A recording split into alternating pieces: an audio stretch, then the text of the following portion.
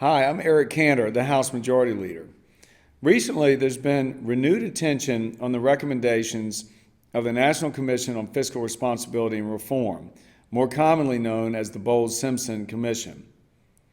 Some have speculated that Bowles-Simpson is an outline that could provide a resolution to both the pending fiscal cliff and our deficit problems.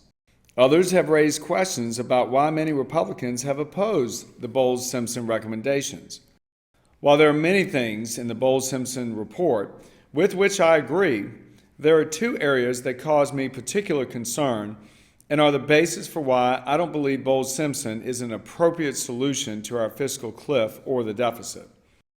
Before getting to the particulars of Bowles-Simpson, let me start with two background facts.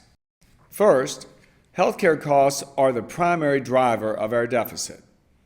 If we fail to reform our healthcare programs, Medicare, Medicaid, and the new entitlements created by Obamacare, it doesn't matter what we do with defense spending, Social Security, or other government programs, we will have failed to get the deficit under control.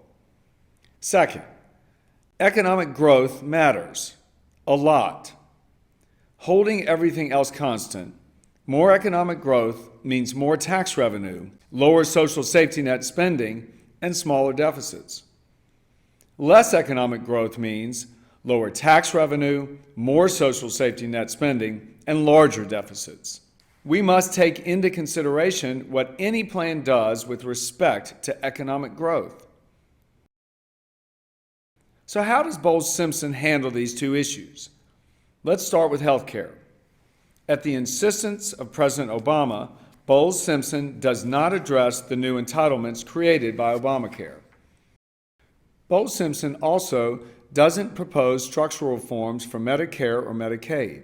In addition, the President's new health care law created a brand new open-ended health care entitlement and expanded existing ones that would lead to $1.7 trillion in expansions in federal health care spending. Bowles-Simpson proposed no changes in these programs. Why do we need structural reforms? There are two ways to attempt to control health care costs. First, government can restrict how much we pay doctors, hospitals, and other healthcare providers.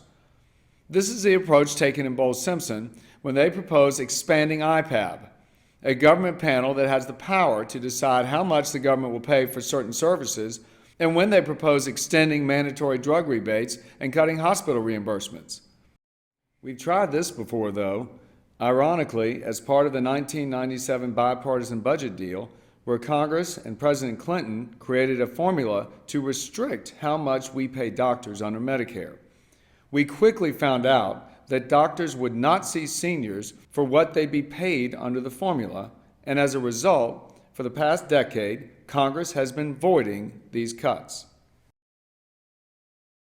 A second way to control healthcare costs is to do what so many private employers are already doing, empowering and incentivizing individuals to make the decisions that help control costs.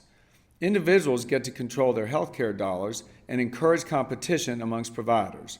This is exactly the approach we took when creating the Medicare prescription drug program, and as a result, the program is actually costing much less than originally anticipated, while at the same time providing better value and better service to seniors.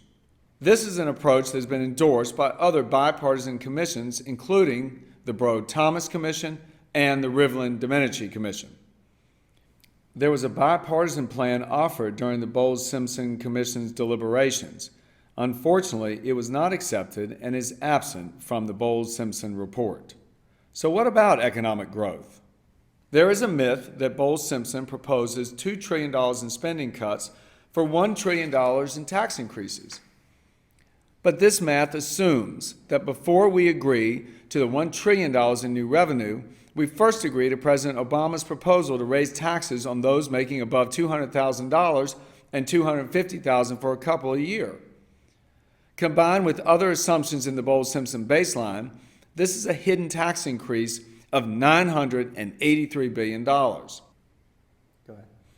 A recent study by Ernst & Young indicated that this tax increase alone would lead to a loss of 700,000 jobs and that economic output would fall by 1.3%. That's something our economy cannot afford. But Bowles-Simpson makes it even worse by adding another $1 trillion in tax increases on top. Once you account for all their baseline changes as compared to current policy, Bowles-Simpson proposes approximately $1.22 in tax increases for every dollar in spending reductions. This is not balanced. Let's look at revenue and economic growth issue another way. For the past 40 years, federal tax revenue has averaged 18 to 19% of GDP. Only 3 years in the past 70 has revenue exceeded 20% of GDP. 1944, 45, during the World War, and 2000. But Bowles-Simpson proposes to peg revenue at 21% of GDP.